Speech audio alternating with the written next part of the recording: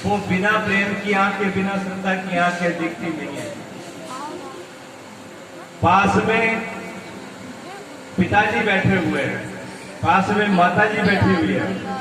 जिसकी माता और जिसकी पिता है उसको पता है कि मेरी माँ और ये मेरे पिता है। और पिता और माँ क्या होती है वो बेटा और बेटी समझते हैं। किसी अनजान आदमी को वहां बिठा दो पास में, वो क्या समझेगा भी ये कौन है, क्या बिना आपके जाने उसको क्या एहसास होगा भी जो इनके साथ में बैठा हुआ ये कौन बैठा है।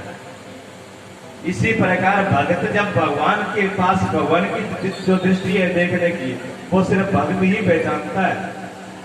महाभारत के युद्ध के अंदर इतनी बड़ी सेनाएं थी, लेकिन भगवान को हर कोई नहीं पहचानता था। भगवान को पहचानने वाले 5 पांडव और भीष्म पितामह थे।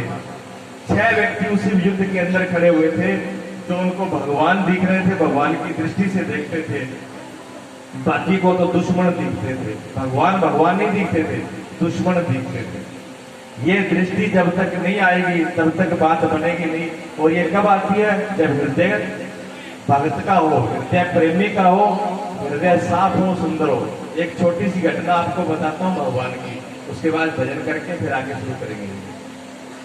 भगवान एक बार जो है शरद ऋतु थी, जब रास लीला चल रही थी तो बांसुरी बजाए रास हुई, सभी ने कथाएं सुनी है।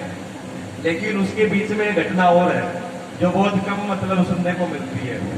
मैंने भी महापुरुषों से सुना है, तो आपको बता रहा हूँ। एक एक बात गौर करने की है, जीवन से जुड़ी है, हर व्यक्ति के जीवन से जुड़ी हुई है।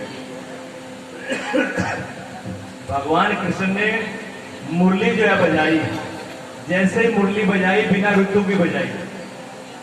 बिना ऋतु के भी जितने भी पेड़ पौधे थे, वृक्ष थे, सब फलों से और फूलों से लद गए। उसी जंगल के अंदर एक वृक्ष था जिसको कोई फल और फूल नहीं आया। वो वृक्ष कौन था बता सकते हो? कौन से वृक्ष को फल फूल नहीं आया जी? आज भी नहीं आता। वो बांस का था। बांस के वृक्ष को जो है ना फल आया ना फूल आया।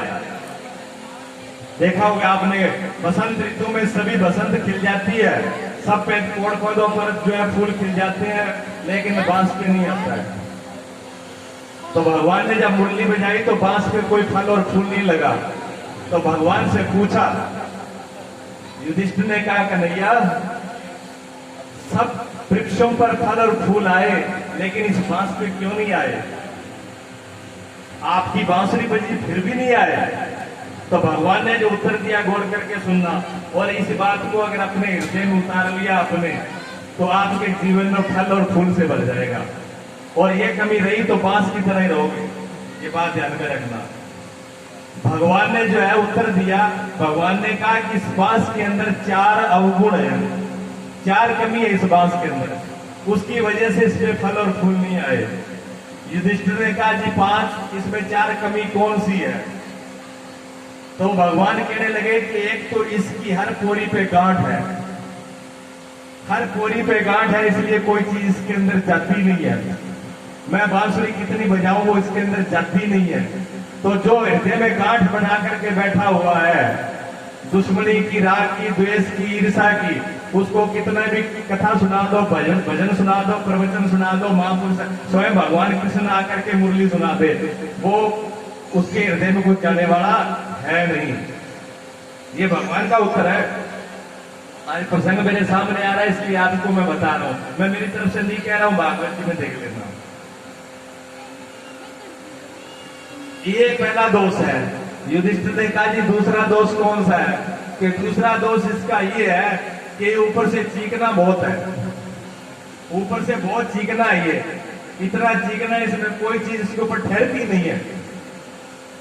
एक बूंद भी पानी डाल दो बांस की, कोई वैसे रुकेगी नहीं, बहुत चीखना ऊपर से। तो कई आज व्यक्ति ऐसे हैं जो ऊपर से देखने में बड़े चीखने लगते हैं, कपड़ा भी धोले सफेद कुर्ता पहनते हैं, दूर से राम राम भी करते हैं, दांत भी निकाल देते हैं सफेद सफेद, लेकिन अंदर जो भरा हुआ है वो तो भगवान ही जाने, या फिर वो खुदा ही जाने, या फिर खुद ही जाने। या तो खुदा जानता है या फिर वो खुद जानता है कि मेरे अंदर क्या है, दूसरा नहीं समझ पाएगा। अच्छा, मैं ये बात किसी को टारगेट करके नहीं बोल रहा हूँ, किसी के ऊपर नहीं कह रहा हूँ, ये जो भगवान ने बोला है वो मैं आपको दोहरा के बता रहा हूँ। अगर आपको लगता हो कि मेरे में कोई कमी है तो वो आप जानो और भगवान जाने, और निकालना है तो वो भी आप ही निकालो, कोई दूसरा नहीं निकाले। भगवान ने दूसरा दोष दिखाया कि ऊपर से बहुत चीखना, इसमें कोई और ऊपर से ठोस भी बहुत है, इसमें कोई चीज डालो तो जाती नहीं अंदर। ये उसका दूसरा दोष है। युधिष्ठिर ने कहा प्रभु तीसरा दोष कौन सा है इसमें? तीसरा दोष उन्होंने कहा कि ये अपनी बिरादरी से बहुत डरता है, ये अपने सगे संबंधी भाई बंधुओं को साथ में नहीं रखता कभी भी। देखा बड़े बड़े जंगलों में आग लगती है, आपने सुना होगा, टीवी में सुना होगा, बड़े बड़े आग, जब जंगलों में आग लगती है वो किसी और वजह से नहीं लगती, वो बांस से लगती है। जब जोर से आंधी चलती है तो बांस आपस में टकराते हैं, जैसे ही बांस आपस में टकराते हैं उनसे आग पैदा हो जाती है, पूरे जंगल के जंगल जल जाते हैं। ये इकट्ठे नहीं रह सकते, इकट्ठे जब होते हैं तो इनमें ईर्षा पैदा होती है, आग पैदा होती है, ये आप भी जलते हैं, दूसरों को भी जलाते हैं। कुछ कुछ ऐसे ही होते हैं परिवार में, जो ना खुद सुखी रहे ना परिवार वालों को सुखी रहने दे। उनको भी कथा और भजन काम नहीं करते, भगवान के वो पास में नहीं पहुंच पाते, उनमें फल और फूल नहीं आता है। भगवान ने कहा ये तीसरा अवगुण है जीव का, जो ये अपनी ही परिवार से, अपनी बिरादरी से, अपनों ही से जलते हैं, इनमें ये बहुत बड़ी कमी है। तो युधिष्ठिर ने कहा प्रभु फिर चौथा गुण कौन सा? कहते चौथा भी सुन लो अवगुण। चौथा ये बीच में से चौथा है, ऊपर से तो बहुत ठोस है लेकिन अंदर चौथा है, अंदर कुछ नहीं है। कोई कोई आदमी ऊपर से बड़ा कुछ दिखाते हैं, बड़े धनीपति दिखाते हैं, बड़े पैसे वाले, बड़े पद वाले, लेकिन अंदर कुछ नहीं होते, चौथे ही होते हैं, पल्ले में कुछ नहीं होता। कहीं आ जाए दान धर्म की, पुण्य की, शुभ कर्म की बात आ गई, गरीब कोई दरवाजे पर आ गया वो रोटी नहीं दे सकते। एक दिहाड़ी मजदूरी करने वाला गरीब आदमी भूखे प्यासे को रोटी दे देता है, और बड़े बड़े घरों के अंदर सामने से दरवाजे से भिखारी चले जाते हैं, एक गिलास पानी तक नहीं मिलता। ये इंसानियत है, ये कमी है। एक बार ऐसा हुआ, ये हकीकत बात है, एक सामने से ऐसे संत आगे, बहुत बड़ा सेठ बैठा हुआ था, तिलक लगा के, धोती बांध करके। तो महात्मा जी ने सोचा भी बहुत भगवान का भगत है, विष्णु भगवान का रोज कृष्ण जी की आरती उतारता है। दोपहर का टाइम था, पसीना पसीने, भयंकर गर्मी। उसने कहा महाराज मुझे प्यास लगी है, थोड़ा एक गिलास पानी दे दो। महात्मा जी ने मांगा तो सेठ जी ने क्या जवाब दिया? इधर उधर देखा, नौकर घर पे गया हुआ था काम पे, तो नौकर तो था नहीं, सेठ उठ नहीं सकता था, को सेठ था ना बड़ा, कैसे उठ के पानी जलाए?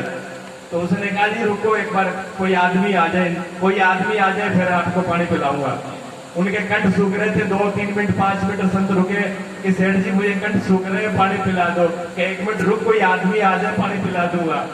और ऐसे 10-15 मिनट बीत गए, आदमी आया नहीं। महात्मा के कंठ सूख रहे, महात्मा ने हाथ जोड़ के कहा सेठ जी 1 मिनट के लिए आप ही आदमी बन जाओ, मुझे पानी तो पिला दो। अभी तक आप मतलब इंसान और आदमी नहीं हो, अभी तक आप वही हो जो है, ठीक है ना, जो 1 गिलास पानी का उठा करके नहीं दे सकते, तो इंसानियत नहीं है। तो भगवान कहते हैं कि ऊपर से तो बहुत दिखावा करते हैं, बड़ी बड़ी गाड़ियां भी है, बड़े बड़े ठाट बाट भी है, लेकिन किसी अपने नौकर को भी ढंग से खाना और भोजन नहीं